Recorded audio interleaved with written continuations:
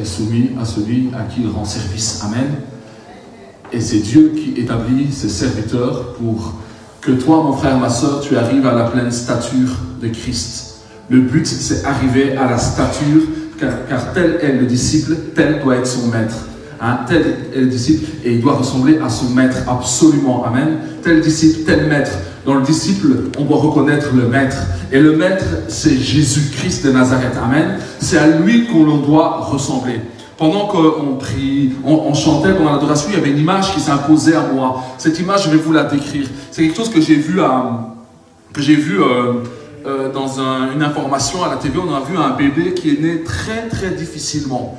Il est né, vous voyez, les bébés avant qu'ils ne prennent des couleurs, il était un peu gris comme ça. Parce que quand il est né, il avait le cordon ombilical faisait 3 fois le tour de son cou. Et dans le cordon ombilical, il y avait un nœud qui était là. Vous savez que c'est par le cordon ombilical que l'enfant respire, hein, dans le ventre maternel. Hein, il reçoit de l'oxygène par le cordon ombilical. Mais le cordon ombilical, il y avait un nœud dedans et il avait fait aussi 3 fois le tour du cou. Cet enfant, normalement, ne devait pas naître vivant. Ils l'ont réanimé et il a vécu. Et il est normal. Pourquoi cette image s'est imposée à moi? C'est pour que vous compreniez que le moment de la naissance est un moment critique. Les femmes le savent bien, c'est comme si tu es entre la vie et la mort. Hein? Et pourtant, pourquoi? Parce que c'est la vie qui vient. Et il y a un mystère dans cela. Est-ce que la résurrection n'est pas un moment qui est entre la vie et la mort? Et puis il y a une victoire? Quand un enfant naît, est-ce que ce n'est pas un moment critique, comme si la vie était proche de la mort? Ne serait-ce pas comme une croix, comme une souffrance, qui est un prix à payer pour qu'une vie nouvelle apparaisse? Il y a un prix à payer pour que chaque chose ait de la valeur. Et Christ a payé un grand prix, il a accouché de son Église. Mais certains chrétiens, quand ils naissent, sont comme cet enfant qui est entouré, lié à sa naissance, plus proche de la mort que de la vie. Et il faut une intervention pour qu'il puisse commencer à vivre. Parce que la vie dans le ventre maternel et la vie dans le monde ce n'est pas la même chose. L'enfant respire à travers la maman, mais là il faut commencer à respirer par toi-même. Tu vas devoir te nourrir par toi-même. Avant, le cordon amène tout. Mais on doit tendre la main pour te nourrir. Donc des fois, des chrétiens dans leur conversion, la conversion c'est le moment de la nouvelle naissance. Si cette nouvelle naissance se passe mal et qu'on ne fait pas ce qu'il faut, on peut traîner des problèmes. Pourquoi? Parce que nous sommes dans des temps mauvais. Quand c'était le moment où la parole de Christ a été répandue par les apôtres, au moment où tu entendais l'évangile, le moment où l'évangile est proclamé, le moment où la révélation de Jésus vient, la délivrance vient automatiquement, sans délai, direct. Pourquoi? Parce qu'il y a une pleine manifestation de la puissance de Dieu. Mais aujourd'hui, les gens se convertissent pas à cause de la puissance de Dieu. Ils se convertissent pour des choses autres que la puissance de Dieu manifestée. Cette puissance de Dieu, c'est Christ révélé et manifesté. Les gens se convertissent pourquoi? Parce qu'ils veulent adhérer à un groupe. Parce qu'ils ont peut-être peur de l'enfer. Parce qu'ils veulent une solution dans leur couple, dans leurs finances. Parce qu'ils aiment la spiritualité. Ils aiment les chants, les bonnes prières, les fêtes de groupe. Toutes ces choses-là attirent les gens. À l'heure où nous parlons, plein de sectes se réunissent. Vous savez que les francs-maçons se réunissent, les Rose-Croix se réunissent, les musulmans se réunissent, des sectes, je dis bien des sectes chrétiennes, où on lit même la parole de Dieu, mais on ne vit rien de cette parole de Dieu, se réunissent à l'instant même. Alors, qu'est-ce qui fait la différence entre moi, je sais qui je suis, entre moi et eux? J'ai le courage de le dire. Vous savez, des fois, il ne faut pas cette fausse humilité là. Moi, je sais que je suis un disciple de Jésus-Christ. Je sais que je suis ni catholique, ni protestant, que je suis un fils de Dieu, un disciple de Jésus. Et c'est ce que tu es. Et tu dois pouvoir te réclamer. Oui, nous sommes à l'église baptiste de Leuze et c'est bon, c'est bien. Là, nous sommes dans le temporel. pas face à l'État, toutes ces choses-là. Mais quittons ces choses-là. Maintenant, nous sommes dans le monde spirituel. Nous parlons des choses spirituelles avec un langage spirituel. Tu es d'abord un fils de Dieu, né de la parole de Dieu, touché par la puissance de Dieu, et ta foi doit être bâtie sur la puissance de Dieu et sur rien d'autre. Pas de raisonnement. On ne raisonne pas avec la parole de Dieu. Elle est spirituelle. La parole de Dieu, c'est la vérité. Et la vérité est une personne. Elle est le Christ. Elle est le Messie. Elle est le roi des rois qui est fait chair. Cette parole est Dieu. Et on ne raisonne pas sur Dieu. On n'analyse pas Dieu. Ok? Et ce Dieu-là s'est révélé à chacun d'entre nous comme il lui a plu. On ne peut pas vous manipuler pour vous faire venir dans une église ou à Christ. Mais c'est Christ qui traite directement avec toi de son esprit. C'est Dieu qui décide à qui il se révèle, quand et comment. Car il a la prérogative sur tout. Il est Seigneur.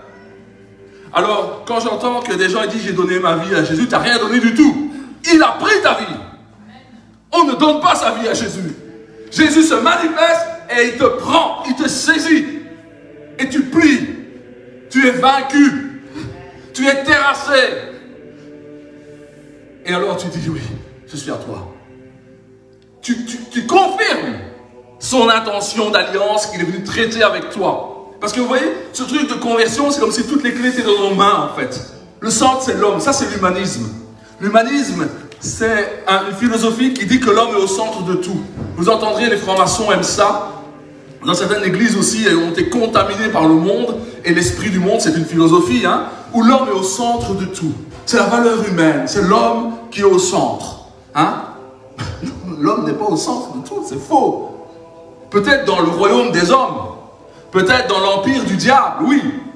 Il fait croire cela. Où l'homme pourrait devenir comme un dieu par lui-même, par ses propres forces. Mais l'homme a été créé pour Dieu. Et le centre de toute chose, c'est Dieu. Tout tourne autour de Dieu. Tout est fait pour Dieu. Et par Christ et pour Christ, pour la gloire du Père. Ça, c'est recentrer les choses. L'homme n'est pas le centre. Quand l'homme est le centre dans des assemblées chrétiennes, hein, vous verrez mon salut, ma guérison, mon appel, ma prospérité, moi. On fait tout pour le moi, pour l'ego. Même quand on chante, certains chantent pour leur ego, pour se faire voir. Quand certains prêchent, ils prêchent parce qu'ils veulent être vus, ils veulent être reconnus. Alors que Christ, ce n'est pas du tout cela. Alors, cette image, gardez-la bien. Pourquoi aujourd'hui il est difficile de faire des disciples et que des personnes mettent du temps à sortir de leur conversion pour savoir marcher avec Dieu comme il faut? C'est ce problème d'être lié dès la naissance, parce qu'il y a un manque. La foi n'a pas toujours été bâtie sur la puissance de Dieu. Et il y a un manque qui est notre responsabilité. Quand la révélation de Dieu nous touche, elle vient. Ce que Dieu attend de toi et de moi, c'est la repentance. La repentance, c'est quoi? C'est un vieux mot qu'on n'utilise plus beaucoup. C'est le renoncement aux œuvres mortes. Le renoncement. Ça, c'est notre part. Mais dites-vous bien, comment un homme ou une femme peut être capable de repentance? C'est un don de Dieu aussi. C'est une aptitude que Dieu t'offre. C'est pour dire, c'est comme de la marche. Dieu te rend capable de marcher. Mais tu peux rester assis si tu veux. Et il te donne même la capacité de courir. Il y a des gens dans leur vie qui ne courent jamais. Même quand le bus vient, il ne sait même pas courir, il va marcher. Il va attendre le suivant. Et il y a des gens, ils courent. Il y en a même, ils payent Basic Fit pour courir vite et longtemps. Vous voyez? Donc, chacun fait de ses jambes ce qu'il a envie. Vous comprenez? La repentance est une aptitude que Dieu te donne au moment de la conversion. Si tu n'utilises pas cette capacité de repentance, ce don qui t'est offert de te repentir pour renoncer aux œuvres mortes, c'est-à-dire dire ce qui est mal, que tu sais que tu as fait dans ta vie, que Dieu est en train d'éclairer, ta conversion va mal se passer. Et la bonne nouvelle, c'est quoi? Que même si ta conversion, le temps de ta conversion s'est mal passé, tu peux encore maintenant, à l'heure actuelle, parce que tant qu'on peut dire aujourd'hui, on peut se repentir. Je me donne souvent cet exemple, parce que j'utilise beaucoup d'appareils de toutes sortes dans mon travail. Quand un appareil ne fonctionne pas, on fait un reset. On reboot. On reboot. On restaure le système et on recommence. La repentance, c'est le reboot, c'est la restauration de ton système. je dirais même de ton système neuronal, des liens que tu fais dans ta tête, les concepts, les points de vue, les objections, les affections, les orientations de ta psyché, de ton psychisme. Tout ça peut être remis à zéro, réaligné sur Dieu par la repentance. Les psychiatres, les psychologues peuvent essayer de faire des transferts, essayer de faire revenir ton père, essayer de te faire parler parce que ton père t'a pas aimé, ta mère t'a pas aimé, parce que ton enfant t'a pas été bien traité. Et tous, nous avons eu des manques, car personne ici n'a été aimé parfaitement. Parce qu'il n'y a que Dieu qui aime parfaitement. Nous sommes sous l'empire du diable. Et nous avons tous souffert les uns des autres. Nous sommes tous blessés les uns les autres. Nous avons tous fait du mal les uns aux autres. Et nous avons ajouté du péché à ce monde. Tous pour notre part. Même quand nous sommes convertis. Mais l'avantage, c'est que nous pouvons nous repentir et Dieu nous pardonne. Ça fait qu'on a un statut de béni. Et qu'on peut aller à l'ombre du Tout-Puissant. Se reposer sous ses ailes. Mais ça n'est pas donné à ceux qui ne sont pas repentis. Alors, le thème de mon message, c'est la sagesse du disciple. Quelle est-elle, cette sagesse du disciple? Nous allons voir cela ensemble maintenant. Dans Proverbe, chapitre 9, verset 10. Proverbe 9, verset 10.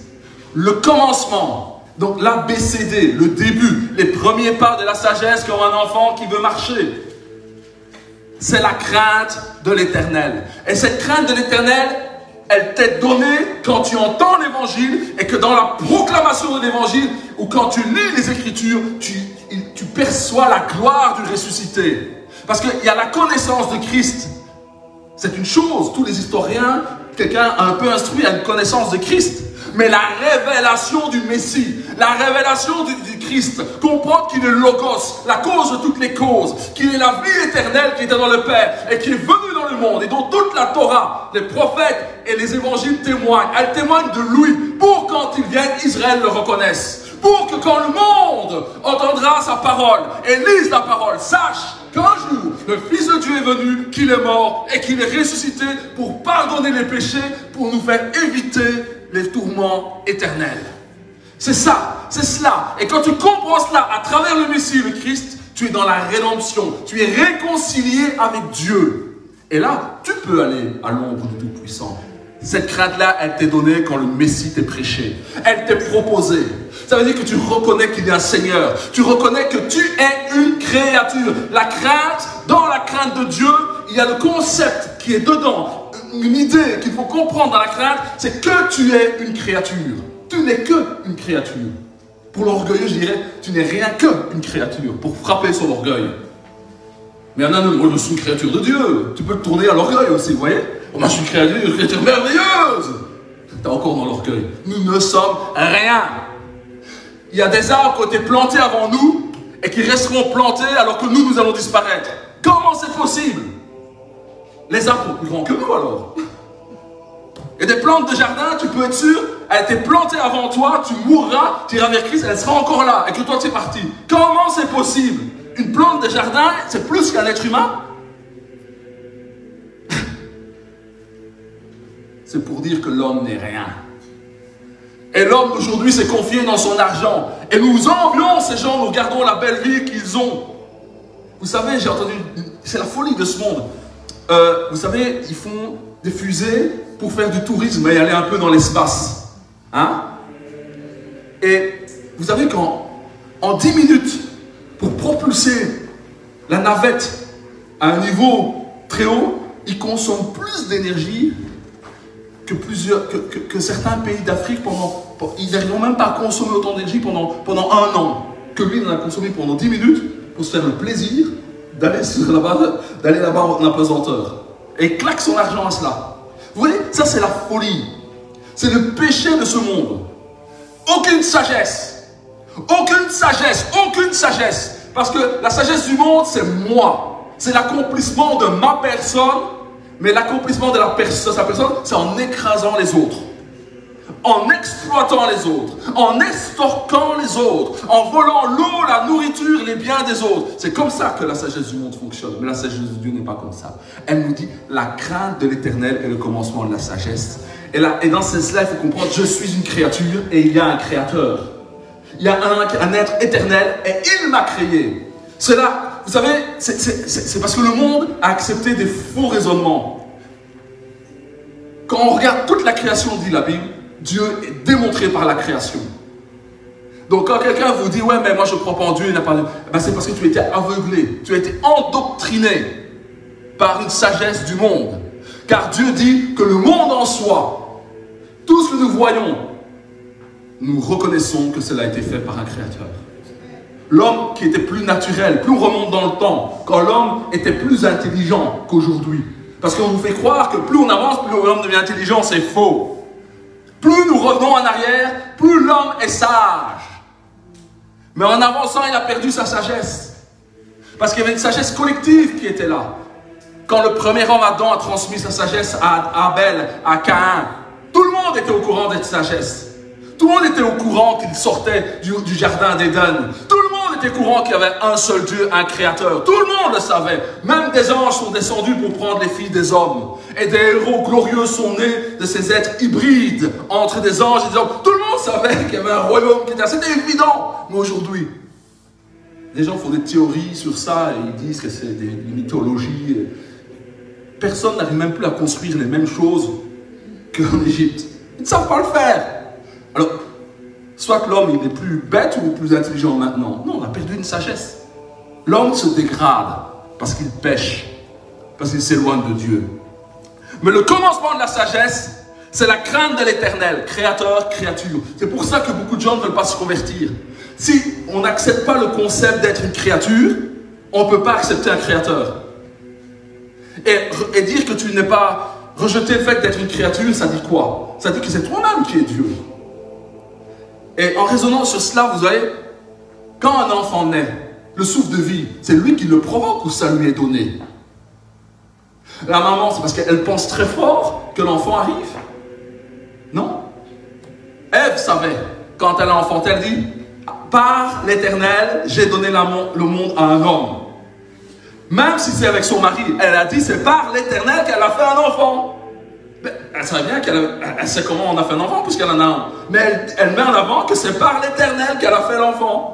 Parce que l'Éternel est celui qui le met de toutes les forces, de tous les systèmes qu'il a mis en place dans notre corps, dans l'univers et dans le monde. Donc si un enfant peut naître, si une plante, une fleur peut pousser, ou un plant je sais pas, d'un bananier peut pousser, c'est parce que l'Éternel soutient tout cela.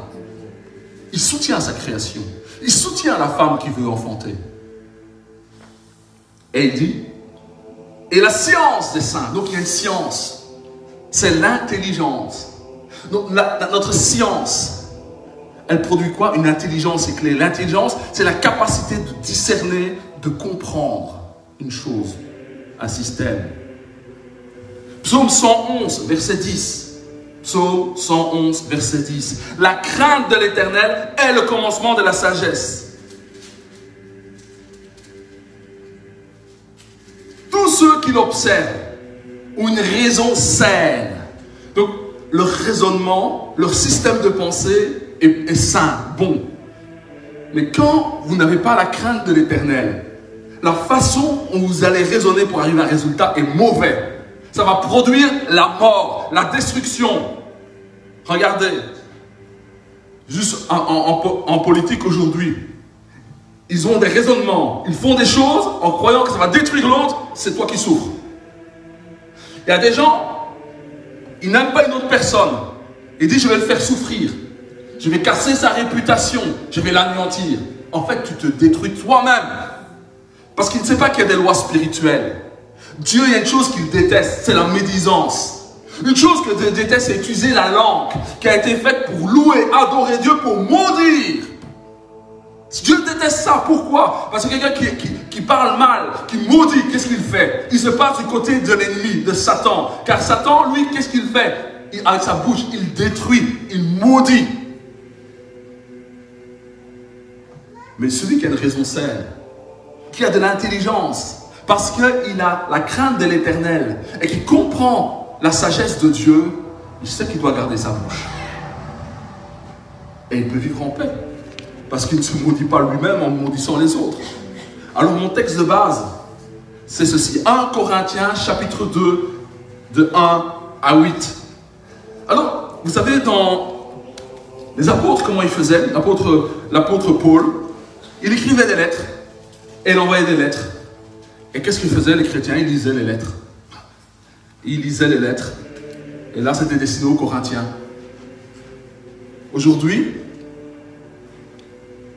il y a les gens ont des idées préconçues, les pasteurs, les enseignants, et ils utilisent la parole de Dieu avec des copies-collées pour exprimer une pensée qui leur est propre et qui n'a rien à voir avec la sagesse de Dieu. Beaucoup d'enseignements que vous entendrez n'ont rien à voir avec l'enseignement des apôtres qui a été transmis de Jésus-Christ aux apôtres, révélé par le Saint-Esprit. Souvent, ça n'a rien à voir. Rien à voir. Mais ici, nous allons lire cette lettre et je vais l'expliciter. Et après, quand vous lirez le passage, il sera à vous. Vous le lirez avec intelligence, discernement, sagesse, intelligence, et vous pourrez tirer des trésors. Alors, 1 Corinthiens 2, 1. Pour moi, frères, lorsque je suis allé chez vous, donc Paul va chez les Corinthiens, ce n'est pas avec une supériorité de langage ou de sagesse que je suis allé vous annoncer le témoignage de Dieu. Car je n'ai pas eu la pensée de savoir parmi vous autre chose que Jésus, Christ, et Jésus crucifié. Moi-même, j'étais auprès de vous dans un état de faiblesse, de crainte et de grand tremblement. Et ma parole et ma prédication ne reposaient pas sur les discours persuasifs de la sagesse, mais sur une démonstration d'esprit et de puissance, afin que votre foi fut fondée non sur la sagesse des hommes, mais sur la puissance de Dieu. Cependant, c'est une sagesse que nous prêchons parmi les parfaits, sagesse qui n'est pas de ce siècle, ni des chefs de ce siècle qui vont être anéantis. Nous prêchons la sagesse de Dieu, mystérieuse et cachée, que Dieu, avant les siècles, avait destinée pour notre gloire. Ta gloire aussi. Cette sagesse qu'aucun des chefs de ce siècle n'a connue, car s'ils l'eussent connue, ils n'auraient pas crucifié le Seigneur de gloire.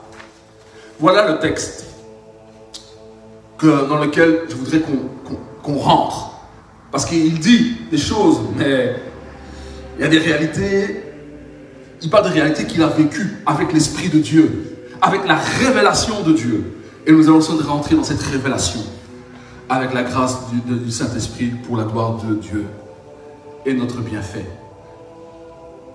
Alors, 1 Corinthiens 2, 1, qu'est-ce qu'il dit? Ce n'est pas qu'une supériorité de langage, ce n'est pas que des beaux mots, des bons raisonnements philosophiques, ou une théologie, ou une capacité de raisonnement. Pourquoi? Parce que, qu'on ne le veuille pas, il faut bien reconnaître, dans la société, on n'est pas tous égaux au point de vue de l'intelligence. Hein? Il y a des gens qui peuvent faire l'université, il y a des gens qui seront des indépendants, qui seront des menuisiers, il y a des gens qui vont étudier l'économie, il y a des gens qui vont être des philosophes. Mais il y a des gens, s'il veut être philosophe, ça va bloquer, c'est pas son truc, lui. Lui, c'est l'intelligence des mains, il construit. Et d'autres qui sont architectes. Mais l'architecte ne peut pas faire ce que le menuisier fait. L'architecte, il vient, il dessine et tout, mais vas-y, il ne peut pas couper le bois et faire un truc qui va tomber juste.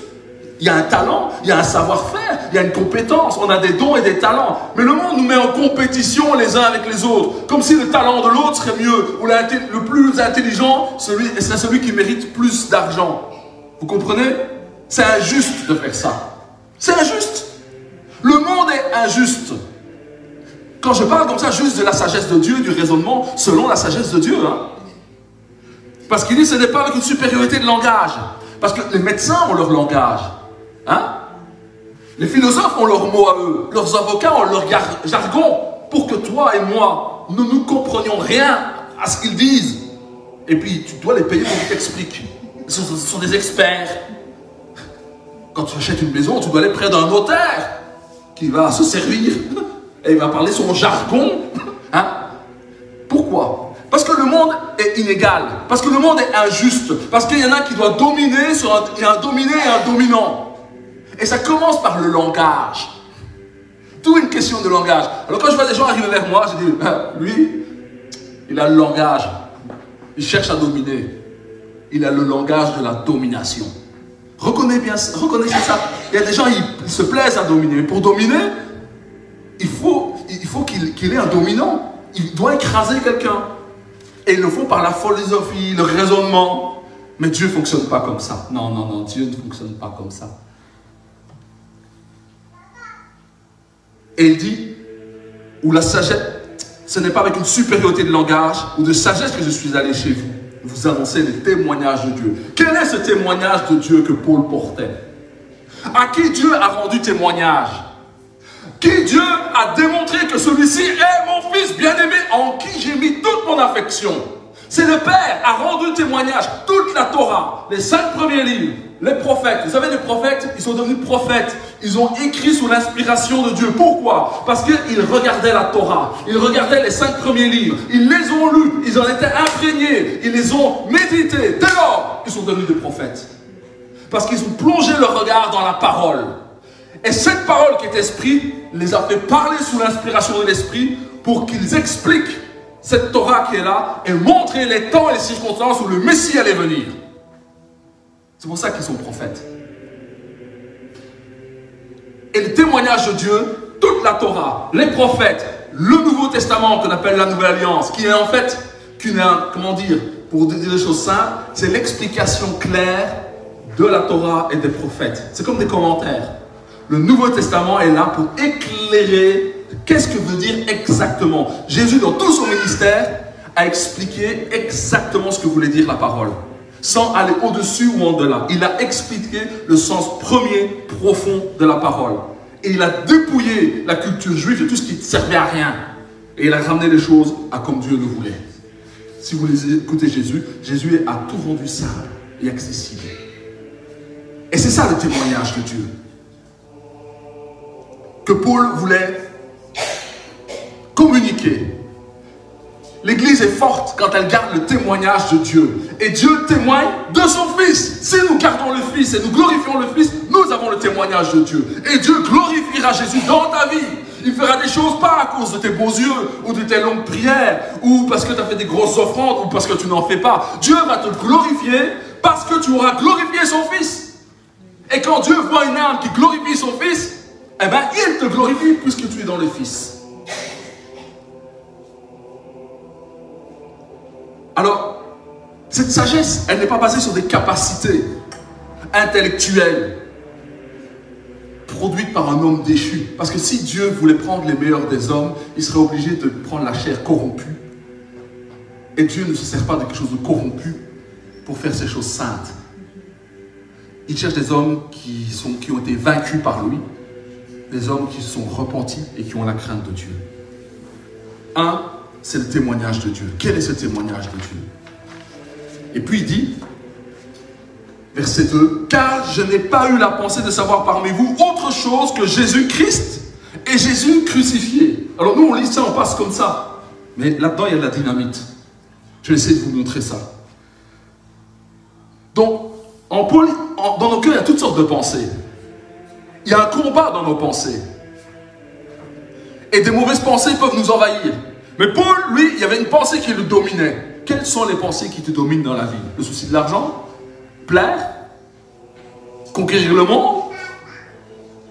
Tes problèmes d'argent? Le manque de ceci, de cela? Tes ambitions? Paraître? Pour lui, il avait une pensée. C'est Christ, c'est le Messie. La pensée dominante vers laquelle converge, résonne, triture, échange, c'est le Messie. Il n'y a pas autre chose qui l'omnibulait. Il doit en être pareil pour toi et moi. Un disciple, sa pensée première, primordiale, sur laquelle il va, il vient, c'est le Messie, c'est Christ. C'est la connaissance du Messie. Et là, il dit qu'il n'a pas voulu connaître autre chose que Jésus-Christ. Christ, c'est le Messie, c'est le roi d'Israël. C'est celui qui doit régner, venir régner physiquement sur Israël. Parce que le salut vient des Juifs. Jésus n'est pas venu en Chine, aux États-Unis, en Europe. Il est venu dans ce petit pays là-bas d'Israël. Il est né là. Il a pris un corps de chair dans la lignée du roi David, de Salomon. Il y a une lignée qui remonte de Adam, qui repasse par David, Salomon. Ensuite, cette jeune fille qui était là, et Joseph, étaient des gens qui venaient de Bethléem, du côté de la lignée du roi David. C'était de la tribu du roi David. Et le Messie est né dans une famille royale, à ascendance royale. Mais vous voyez, une ascendance royale qui n'avait plus de trône. Vous voyez l'humilité de Dieu? Parce que tu nais dans une famille royale où, au moment de Salomon, où il y avait l'armée et tout, oui, c'est sûr qu'il est roi. Mais il a choisi le moment où la lignée de David n'avait plus rien. Plus rien. On savait juste que dans ce coin-là, c'est ceux qui viennent de la descendance de David. Mais ce n'était plus des rois, c'est des gens simples. Vous voyez, notre roi, l'humilité, leçon d'humilité, qu'il s'impose à lui-même. Le Messie, c'est ça qui l'omnubilait, le Messie. Parce que Jésus est venu d'abord comme un Messie souffrant, mais il va revenir régner sur la terre. C'est ça qu'il dit.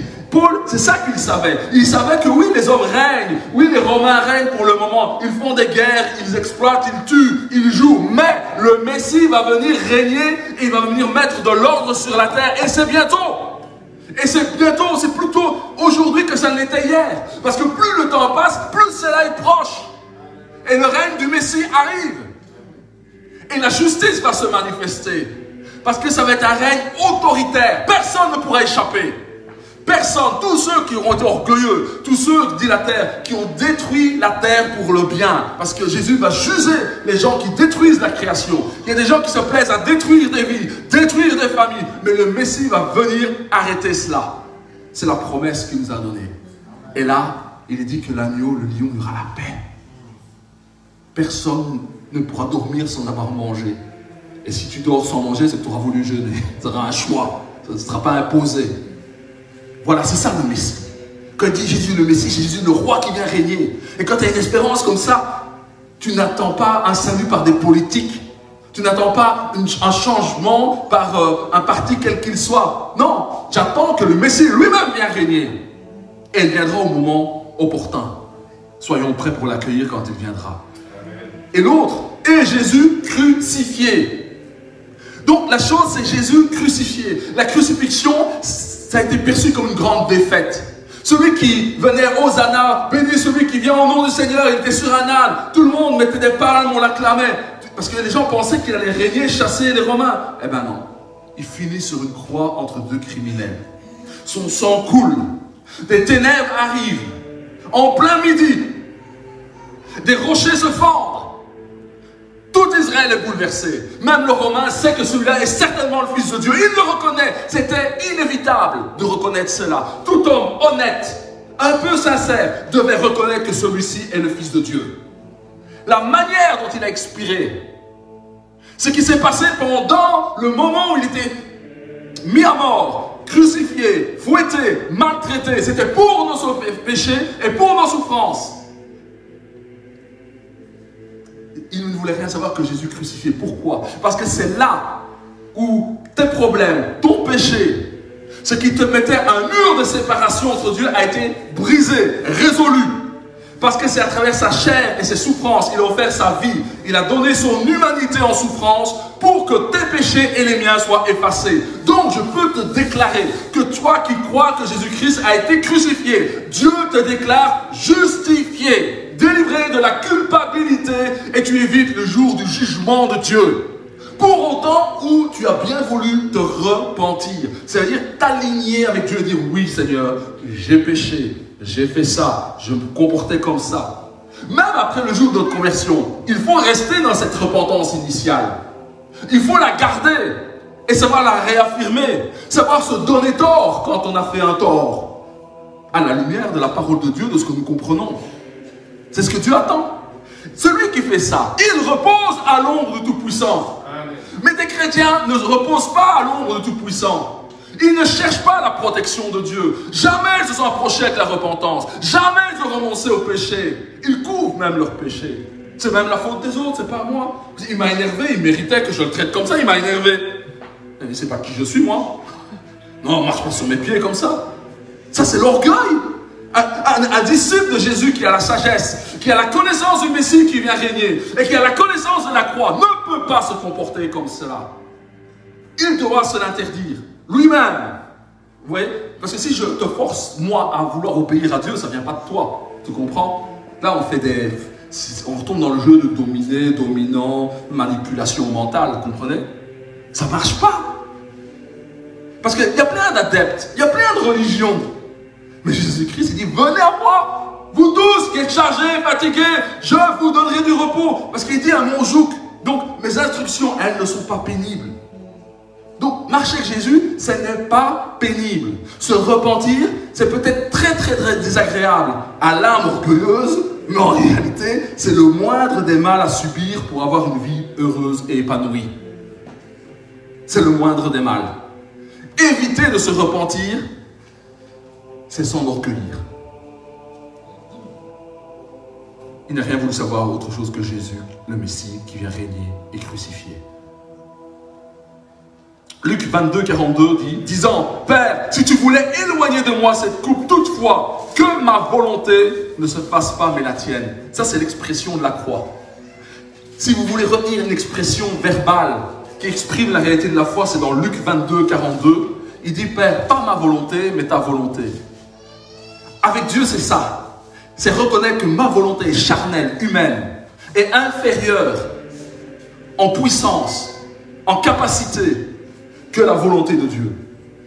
Donc quand tu sais et que tu es convaincu que les productions de ta tête, de tes pensées sont toujours mauvaises, il vaut mieux aller chercher celles qui sont parfaites. Et elles sont accessibles. La pensée de Dieu, la volonté de Dieu. Jésus, la prière de Jésus, c'était d'ailleurs que ta volonté soit faite, sur la terre comme au ciel. Et nous devons prier pour avoir la volonté de Dieu. Dieu, donne-moi ta volonté, communique-moi ta volonté, parce que ma volonté, elle est déchue, elle est consécutive de ce monde. Et si je veux marcher avec une volonté humaine, je vais finir par m'opposer à toi. Mets en mon cœur une volonté parfaite. Mets dans mes pensées, dans le mouvement de mon cœur, dans mes désirs profonds, quelque chose qui est conforme à ta volonté. Alors vous savez c'est quoi qui est conforme à la volonté? C'est de marcher comme Christ. C'est d'avoir la pensée comme Paul, Jésus le Messie qui vient régner. Qu'est-ce que je fais moi pour préparer le règne du Messie? Est-ce que je fais quelque chose pour hâter le jour du Messie? Et hâter le jour du Messie, c'est annoncer l'évangile. Hein? Parce que quand tout le monde sera converti, tous ceux qui doivent être convertis, tout le monde ne sera pas converti, hein? Christ viendra. Je pense que c'est nous qui faisons aussi durer les choses. Si nous avions plus évangélisé, je parle au point de vue d'église globale, hein? Christ serait peut-être revenu plus vite. Ça, on ne sait pas, mais c'est des pensées. Romains 7, 18 dit aussi, ce qui est bon, je le sais, n'habite pas en moi, c'est-à-dire dans ma chair, dans mon intellectuel, dans ma capacité de raisonnement, dans mes pensées.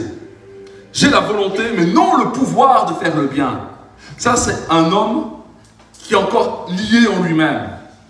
Et pour ne pas fonctionner comme cela, prendre plaisir dans la loi de Dieu dans son cœur intérieur, et on sait, on a une aspiration profonde vers Dieu, mais il faut prier pour que cette aspiration profonde triomphe. Parce que Dieu te donne le choix. Tout est comme dans un équilibre précaire, et selon tes prières, tout va balancer du côté de la chair du diable, et si tu pries, tout va balancer du côté de Dieu. C'est-à-dire que tu as le droit de veto en fait. Dieu met devant toi la vie et la mort. Choisis. Choisis. Alors comment on fait pour faire un bon choix? On prie. Vous voyez, encore le choix, c'est... Nous, on dit choisis. Tu choisis selon tes pulsions, tes désirs. Non, non, on s'arrête. On prie avant de choisir. Et alors on fait la volonté de Dieu. C'est la dépendance à Dieu. C'est être une créature. Devant un créateur, devant un père, devant son Dieu.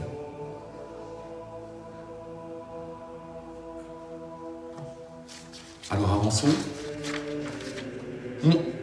1 Corinthiens 2, verset 3, chapitre 2, verset 3. Moi-même, j'étais auprès de vous dans un état de faiblesse, de crainte et de grand tremblement. Ça veut dire que Paul, quand il est arrivé chez les Corinthiens, il avait été tabassé, poursuivi, rejeté. Ça veut dire que c'était un homme qui était dans la détresse. Vous comprenez? Parce qu'il était comme un immigré en fait. Il allait d'un lieu en lieu, il était dans la détresse. Alors nous on voit, vous voyez dans les films, ceux qui réussissent c'est les super-héros. Hein? C'est ceux qui sont forts, c'est ceux qui ont des armes, c'est ceux qui ont une capacité de dominer, de détruire. Mais Paul dit non. Moi-même j'étais auprès de vous dans un état de faiblesse, de crainte et de grand tremblement. C'est-à-dire qu'il n'avait pas une force, ou il ne s'appuyait pas sur une capacité physique ou naturelle, humaine, pour faire l'œuvre de Dieu. Et ma parole et ma prédication, c'est 2 Corinthiens 4, Et ma parole et ma prédication ne reposaient pas sur les discours persuasifs de la sagesse, mais sur une démonstration d'esprit et de puissance. Donc, il y a deux puissances. Ce monde fonctionne avec la puissance médiatique, c'est la puissance de la parole, c'est la puissance du langage qui affecte les pensées et les raisonnements. Ou alors, tu fonctionnes avec la puissance de Dieu. Ou alors, tu fonctionnes d'un côté avec la puissance de l'argent. Mais la puissance que tu dois utiliser et que je me dois et que nous devons, c'est la puissance de l'esprit. L'Esprit de Dieu est une puissance. Il a une capacité. Pourquoi cette démonstration d'esprit est avantageuse? Parce que l'Esprit de Dieu, c'est lui qui planait quand la terre était informe et vide. L'Esprit attendait une parole de Dieu pour manifester la vie. C'est l'Esprit de Dieu qui couvrait cette jeune fille Marie et qui a fait qu'en son sein le Messie, la parole, la cause de toutes les causes, la vie éternelle qui était en Dieu, le Messie vienne et reçoive un corps. C'est encore l'Esprit qui était là. Et c'est encore par l'Esprit que nous serons enlevés au jour de l'enlèvement pour aller vers Dieu. C'est l'Esprit par lequel les prophètes ont parlé. C'est par le Saint-Esprit que Jésus a pu nourrir les foules. C'est par le Saint-Esprit que Jésus a chassé les démons. Parce que quand le Saint-Esprit agit, c'est le droit de Dieu, la pression de Dieu qui vient contre ton ennemi, contre ceux qui oppressent, contre ceux qui mentent, trichent et détruit la vie des hommes. L'Esprit de Dieu, c'est la vie, c'est la restauration, c'est la consolation, c'est la paix, c'est l'allégresse, même au milieu des tremblements et de la tourmente. C'est l'Esprit qui produit le miracle. Quand Dieu voit que son esprit, l'Esprit du Messie, est à l'aise en intimité avec toi, il est difficile que Dieu te refuse quelque chose. Alors, c'est pas comme nous on pense. Hein. Dieu peut te donner le repas du midi par grâce, on vient te l'apporter. Et tu ne sais pas comment le repas du soir va arriver. Mais quand il y a des gens qui ont vécu comme ça, hein, mais pourquoi ils vivent comme ça? Parce que, en fait, il n'y a rien de plus beau pour Dieu de voir quelqu'un où, dans le monde, avec ses sens, rien ne se prête à ce que les choses soient réglées ou fonctionnent. Il prie et Dieu agit. Il prie et Dieu agit. Il vit dans une dépendance totale. Il ne peut pas s'appuyer sur un salaire, il ne peut pas s'appuyer sur des aides, il ne peut s'appuyer que sur Dieu. Mais quand Dieu fait ça avec quelqu'un, il l'amène pour que cela soit rendu possible. Beaucoup d'entre nous ne pourraient pas vivre comme ça. Beaucoup d'entre nous, s'il n'y avait pas de salaire, pas d'aide, ne penseraient même pas à prier. Quand on sera téléphoné partout, tout le téléphone se coupe. Là, tu commences à pleurer, t'es en dépression. J'ai pas de nourriture, je ne sais pas aller travailler, il n'y a plus d'essence. Comment je fais? Au secours! On risque même d'appeler l'Afrique pour aider ceux qui sont en Europe. C'est ce qui risque d'arriver. C'est ce qui risque d'arriver. Il risque d'arriver que l'Afrique, c'est l'Afrique qui va aider l'Europe. Vous voyez? La première chose qu'il faut faire, c'est quoi? Prier. Prier et s'attendre à Dieu. Parce que Dieu veut qu'il y ait une démonstration d'esprit et de puissance. Dieu peut faire en sorte que pendant qu'il n'y ait plus d'essence, qu'il n'y ait plus rien, que ta voiture démarre quand même. Ouais. Moi je connais des hommes de Dieu, des personnes à qui ça arrivait, pas d'essence, rien, réservoir vide. Dieu dit que démarre. Et il parle avec Dieu comme ça, hein. Il y a une intimité, il y a des gens qui parlent, Dieu leur parle, il répond, mais il n'y a pas d'essence. J'ai dit démarre. La voiture démarre. Il va jusqu'au village, là-bas, il va prêcher l'évangile. Évidemment, c'est parce que Dieu a un intérêt dans l'affaire. Hein. Dieu ne va pas te donner de l'essence miraculeuse pour que tu ailles te balader, aller au restaurant et consommer et vivre du monde. Vous voyez, ça ne marche pas comme ça. C'est parce que lui, il marchait pour Dieu tout le temps. Et quand il est arrivé là-bas, on lui a donné de l'essence, on lui a mis, vous voyez ce que je veux dire? Voilà, les miracles, la démonstration d'esprit de puissance, c'est quelque chose qui est formidable. Il faut désirer, chercher le miracle de Dieu dans vos vies. Invoquez Dieu dès qu'il y a un problème. Tout de suite, téléphone vers Dieu. Tout de suite. Il ne faut pas passer nécessairement par moi ou par le pasteur. Vous avez un accès direct. C'est ça. Le but, c'est vous faire savoir que vous avez un accès direct. Dieu écoute tout le monde. Tout le monde, encore. Maintenant, je vais mettre tout le monde. Ceux qui sont à l'ombre du Tout-Puissant. Ceux qui ont commencé par la sagesse. Qui ont la crainte de l'Éternel, qui savent qu'ils sont une créature, qui ont la révélation de Jésus et qui se sont repentis de leurs péchés. Oui, c'est sous des conditions. Parce que Dieu ne traite pas avec le pécheur. La première chose que Dieu attend de quelqu'un qui vit dans le péché, c'est qu'il se repente. Il n'attend rien d'autre. Et Dieu permettra qu'on lui retire la santé, ses enfants, son argent, tout, pour qu'il soit tout nu et qu'il soit dans la honte et qu'il finisse par se repentir et qu'il soit brisé. C'est comme cela que Dieu agit. Et c'est le travail que le diable fait. Le diable dépouille, il vole, il appauvrit. Il amène les gens à une limite que Dieu a mis pour qu'ils puissent se repentir. Une démonstration de puissance et d'esprit afin que votre foi fût fondée, non sur la sagesse des hommes, non sur le système économique, non sur les aides sociales, mais votre foi, votre paix, votre sécurité doit être bâtie sur une puissance de Dieu, une démonstration de l'Esprit de Dieu. Parce que l'homme de foi, il parle, l'homme de foi, il attend Dieu, il connaît Dieu, il sait comment Dieu agit. Un homme de foi peut dire, Seigneur, eux tous là, il y a du chômage, mais moi, je veux obéir à ta parole. Tu as dit, l'homme gagnera son pain à la sueur de son front. Je suis là pour obéir à ta parole. Voici, Seigneur, je m'en vais chercher du travail. Je travaillerai parce que c'est ta volonté et je veux me plier à ta volonté parce que je suis obéissant et soumis à ta parole. Et s'il faut chasser un païen, tu chasseras un païen pour mettre moi à la place parce que j'ai plus de valeur qu'un païen. Parce que je suis un disciple. Et il faut que j'annonce l'évangile là où je dois aller. Que ta volonté soit faite. Ça, c'est parler avec une démonstration d'esprit. Et qui s'appuie sur la puissance de Dieu. C'est-à-dire s'appuie sur la capacité infinie de Dieu. On ne peut pas limiter Dieu. Ou alors si tu limites Dieu, c'est un Dieu qui est le produit de ton imagination. Dieu ne peut pas être limité. Il est le Dieu illimité. Il est le Dieu capable de tout. Il est capable que tous les hommes meurent, de les ressusciter, de séparer ceux qui ont marché avec lui et ceux qui n'ont pas marché avec lui, de juger chaque homme, de faire passer le fil de sa vie et de dire à telle heure tu as fait ça, tu as pensé ça, tu avais fait ça parce que tu avais de la haine contre cette personne. À cause de la haine que tu avais, tu l'as maudit, tu as fait ça, tu as dit ça. Toi, tu avais fait ça, tu t'es repenti, tu as été demandé pardon. On t'a détesté, on t'a rejeté. Jamais tu as ouvert une parole de malédiction, tu as prié pour ceux qui te persécutaient. Viens ici mon serviteur, ma servante. C'est cela qui paraîtra au dernier jour. Et ceux qui auront bien fait par crainte du Messie et parce qu'ils ont un cœur crucifié, Dieu va les récompenser. Mais la récompense, c'est pas avoir de l'argent, des choses, non, récompenser, c'est une couronne de gloire. La récompense dans les cieux, c'est quoi? Il y a certaines personnes, ils seront très loin du Seigneur, c'est-à-dire à 2-3 kilomètres de lui. Mais certains vont marcher derrière l'agneau, à côté de lui. Et partout où il se déplacera, ils vont l'accompagner. Parce que quand on aime quelqu'un, vous voyez, on n'a pas envie de le quitter, on veut rester tout près. Et c'est ça le privilège, un des privilèges que Dieu m'a montré. C'est que selon la manière où nous l'aurons aimé, servi, nous serons dans une certaine sphère de sa présence. Il y avait un frère qui disait toujours, oh moi si je peux être au paradis très loin, tout près du radiateur, je serais content. Lui, il calculait le minimum, vous voyez, il ne comprenait pas voilà, l'importance de ça. Mais voilà, c'est comme on est enseigné aussi. Il faut désirer servir le Seigneur parce qu'on veut avoir la bonne place dans les cieux. Alors il y a des chrétiens, vous voyez, transfèrent, ils disent, oui on aura une maison en or, j'aurai ceci. Peut-être. Mais le trésor du ciel, c'est d'être près de Dieu. Vous voyez, il n'y a rien de plus important que Dieu. Et quand les gens qui ne comprennent pas ça, ils vous diront, mais qu'est-ce qu'on va faire au ciel? L'éternité, c'est long. Mais il y a Dieu. Le Dieu infini.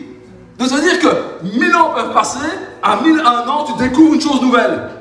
3000 ans ont passé, il y a encore des ressources nouvelles de sa gloire, et tu es épaté comme au premier jour. Oh, il y avait ça en lui.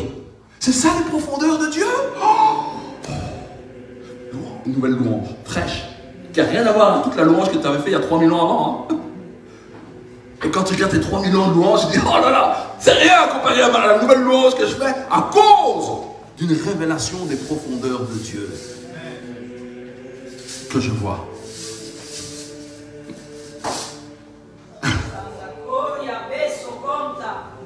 La foi, ta foi, est le fondement de notre vie. La foi a 3 axes. C'est ce que tu as entendu de la parole. Quand je dis entendu, c'est entendre par révélation. Hein. Ce n'est pas entendre, écouter comme ça. Hein. C'est entendre quelque chose qui va au-delà de ce qui est écrit, mais qui correspond. Et il y a des gens qui disent, Jésus t'a justifié. Il a pardonné les péchés. Mais l'avoir entendu, c'est dire, waouh, je suis juste. Donc entre moi et Dieu, je peux venir, il n'y a aucun jugement. Waouh, gloire à Dieu. Et pourtant, je me souviens de toutes mes fautes. Et moi, je peux m'approcher de Dieu et il m'écoute parce qu'il m'a déclaré juste lui-même et il m'a attiré à lui et il est prêt à m'accorder ce que mon cœur désire. Si je fais de lui ses délices. Alors quand tu fais de l'Éternel tes délices, qu'est-ce qu'il te donne? Ben, il se donne lui-même. Parce que vous voyez, nous, avec notre tête de capitaliste, là, avec l'argent, si je fais de l'Éternel mes délices, il va me donner une voiture, un mari. Mais non. Si tu fais de l'Éternel tes délices, il te donnera ce que ton cœur désire. Mais quand tu fais des délices de l'Éternel, ton cœur désire quoi? L'Éternel. Donc il te donnera quoi? Il te donnera lui-même. Et la boucle est bouclée, vous voyez? Ne vous inquiétez pas du lendemain. On nous a appris que s'inquiéter du lendemain allait tout régler. Ne jamais s'inquiéter du lendemain. C'est une sagesse satanique, mondaine, terrestre. S'inquiéter du lendemain ne sert à rien. À chaque jour suffit sa peine pour marcher dans la crainte de l'Éternel. Si tu sers ton patron comme si tu servais Dieu, pour la gloire de Dieu, Dieu est honoré. Vous voyez? Dieu ne demande pas de changer le monde. Il demande de marcher avec sa sagesse. Donc la sagesse de Dieu, c'est une manifestation du Saint-Esprit et de la parole de Dieu accomplie. 1 Corinthiens 2,6. Cependant, c'est une sagesse que nous prêchons parmi les parfaits. Les parfaits, c'est toi et moi. Nous sommes parfaits. Parce que Dieu nous déclare juste. Parce que nous avons la connaissance de la vérité. Nous savons que Jésus crucifié, c'est la réconciliation. Nous sommes réconciliés par l'initiative de Dieu envers nous. Et il nous a révélé la réalité de notre réconciliation. Parce que quand nous avons lu que les péchés sont pardonnés, nous y avons cru. Et le fait d'y croire, c'est parce que la foi t'a été donnée. La foi, c'est pas toi qui essayes de croire dans les paroles de Dieu. Si tu essayes de croire dans les paroles de Dieu, c'est que tu as encore besoin de te repentir, de te convertir. Moi, je n'essaye pas de croire. Je crois parce que je sais que la foi m'a été donnée en tant que don. Je sais qu'il est le Messie parce qu'il s'est montré à moi, il s'est révélé, il m'a parlé à travers les Écritures. C'est ce qu'il a fait à beaucoup d'entre nous. Donc la foi est un don. Alors quand on ne comprend pas ça, on va nous manipuler dans le mauvais sens. On va dire oui, mais il faut avoir la foi. Moi je prends l'exemple d'une poule, vous voyez. Une poule, vous voyez qu'elle se répète qu'elle doit pondre un œuf. Elle doit se convaincre de pondre un œuf. Il faut que je ponde, c'est bien, elle doit pondre un œuf. Mais non, elle pond un œuf parce que c'est une poule, c'est sa nature. Alors je ne sais pas ce qu'elle pense quand elle pond un œuf, mais sûrement pas l'œuf. Elle pense à plein de choses, à ce qu'elle va faire après ou je ne sais pas trop quoi. Donc la foi, c'est simple. La foi s'exerce quand on parle à Dieu, quand on écoute Dieu et qu'on met en pratique sa parole. Mais une fois qu'on a la communication par la parole et l'écoute, il est normal que l'on mette en pratique cette parole. Parce que quand on a imprégné, on est dans le mouvement de cette parole et avec le Saint-Esprit, on sera amené à agir, penser, se comporter avec cette parole. Cette sagesse, cette connaissance de Dieu, cette foi bâtie sur la puissance de Dieu, c'est la démonstration de l'Esprit et de la puissance de la vie qui triomphe de ce monde. Cette sagesse, elle vient de Dieu. Et elle dit, les parfaits, donc c'est nous. Ça, il faut comprendre que nous sommes parfaits pour Dieu. Parce que Dieu, il sait ce qu'il a fait. Il sait que les péchés ont été vraiment expiés. Alors, la foi, c'est aussi voir les choses comme Dieu le voit. C'est se décaler de son point de vue d'homme. Et par les Écritures, la parole et la méditation et les enseignements, parce qu'il y a eu une œuvre initiale de Dieu, on se place avec le regard de Dieu. On est dans l'axe de vision de choses de Dieu. On voit les choses comme Dieu les voit. Vous comprenez? Alors quand tu sais que Jésus a pu nourrir 5000 personnes, 6000 personnes, qu'il ressuscite des morts, toi tu ne vois pas le monde comme les autres. Quand quelqu'un voit, oui mais il est mort, c'est pas sûr. Il dort. Vous voyez? Parce que nous, on croit à la résurrection.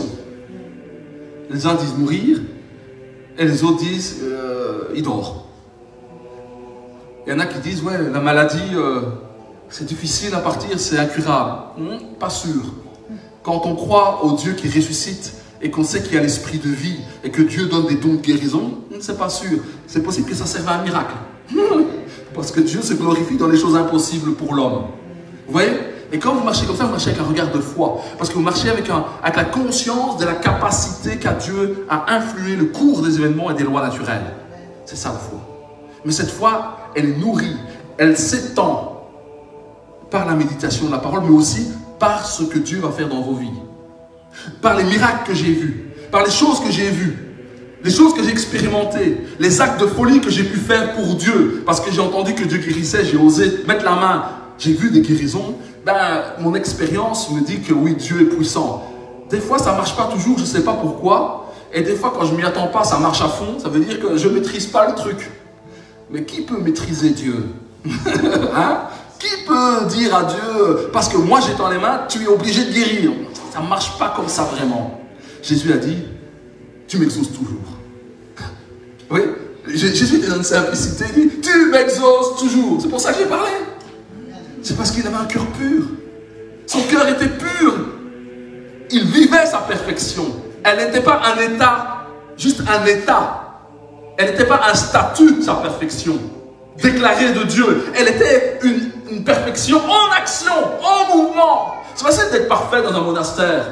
De lire sa Bible, se coucher, côtoyer personne, à moins que tu puisses te disputer avec toi-même. Ou pécher contre ton propre corps. Parce que c'est possible de pécher contre son propre corps. Même quand on est tout seul. Mais être parfait au milieu d'un monde mauvais, c'est un miracle. Hein? Être intègre au milieu des gens qui veulent te corrompre, c'est un miracle. Être juste au milieu des injustes, c'est une démonstration d'esprit et de puissance. C'est surnaturel. Quand tout le monde s'appuie sur le système économique ou sur son argent alors que toi tu t'appuies sur ta foi, c'est un miracle. Nous prêchons la sagesse de Dieu, c'est ce que nous faisons. Mystérieuse. Je ne peux pas expliquer, c'est un mystère, pourtant j'essaye. Vous voyez, j'essaie d'expliquer un truc mystérieux. Et je reconnais mes limites. Et j'espère que Dieu va dire au travers de ce que je dis, au-delà de ce que je puis dire, au-delà des mots, et qu'il y aura une démonstration d'esprit, de puissance, pour quand viendra la difficulté, que vous sachiez que vous êtes à l'ombre du Tout-Puissant, que vous avez la sagesse de Dieu, et que vous êtes aimé de Dieu, que Dieu sait que vous êtes parfait, et que vous pouvez venir devant son trône, et qu'il est le rémunérateur de ceux qui le craignent. Le rémunérateur de ceux qui le craignent. C'est cette sagesse, elle est utile à tout. C'est avec ça qu'on bâtit un couple, c'est avec ça qu'on bâtit une famille, c'est avec ça qu'on fait un bon mari, une bonne épouse, c'est avec la crainte de Dieu. Quand on doit choisir, les jeunes, quand vous voulez choisir un homme aussi beau qu'il puisse être, même s'il est un peu plus beau que moi, je ne sais pas si c'est possible. Oui, ça c'est l'orgueil, ça va. Il faut en rire, hein? Il faut en rire quand on le voit, il faut rire de l'orgueil. Parce que l'orgueilleux, il n'aime pas qu'on rie de lui, vous voyez, hein? Eh bien, aussi beau, il peut avoir des belles paroles. Est-ce qu'il a la crainte de Dieu? Est-ce qu'il a de la crainte pour Dieu? Est-ce qu'il reconnaît qu'il a un créateur, une créature, qu'il est une créature? Est-ce qu'il obéit à la parole de Dieu? Est-ce qu'il marche par la foi? Est-ce que dans sa façon de régler les choses ou de voir le monde, est-ce qu'il les voit avec les yeux de Dieu? Maintenant, ça peut être petit, hein? Ça peut être petit, hein, la crainte de Dieu. Mais ce qui est dangereux, c'est qu'on n'est pas là. Et n'attendez jamais que quelqu'un pour faire une association, vous confier dans quelqu'un, s'il n'a pas la crainte de Dieu, vous ne savez pas quand la crainte de Dieu va venir. Parce que la crainte de Dieu, le salut, la rédemption de Jésus-Christ, c'est un don de Dieu. Et vous ne pouvez pas forcer Dieu à donner de la crainte, de la repentance à quelqu'un. C'est son privilège. Il y a des choses qui ne sont pas connues. Nous prêchons la sagesse de Dieu, mystérieuse et cachée, que Dieu, avant les siècles, avait destinée pour notre gloire. Cette sagesse-là, cette connaissance de Christ le Messie et la croix, c'est ce qui nous conduit dans la gloire. La gloire, c'est quoi? La gloire, c'est la révélation du cœur de Dieu, de la bonté, de la splendeur de Dieu. C'est ça, la gloire de Dieu. C'est vers cela que nous allons. Et il est dit ensuite, en 2:8, que s'ils avaient eu cette sagesse, pour connaître le Christ, ils ne l'auraient pas crucifié. Parce qu'ils auraient eu les moyens pour le reconnaître et comprendre qui il était et ce qu'il était Dieu. La sagesse doit nous faire connaître le cœur de Dieu, qui est le Christ, le Messie. Mes frères et mes sœurs, dans ces temps mauvais, il faut une démonstration d'esprit et de puissance dans vos vies. Il ne faut pas marcher seulement avec l'intelligence et le raisonnement. Il faut invoquer Dieu dans toutes les situations. L'homme le plus fort, c'est celui qui arrive à dépendre de Dieu. Dépendre de Dieu. La prière, si on doit donner une définition de la prière, c'est l'expression de ma dépendance la plus totale à Dieu. Ne pas prier, c'est dire que je suis capable. Seigneur Jésus, aide chacun d'entre nous dans ces temps de la fin, dans ces temps où l'homme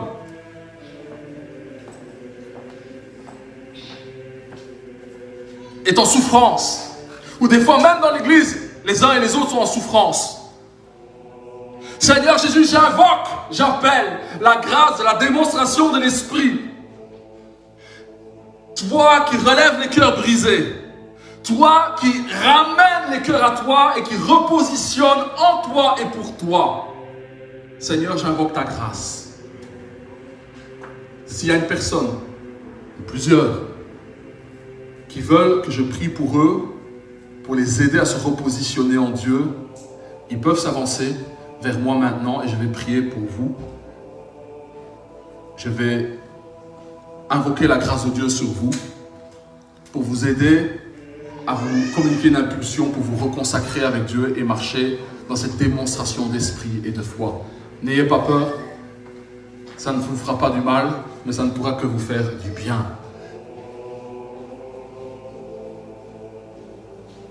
Ok.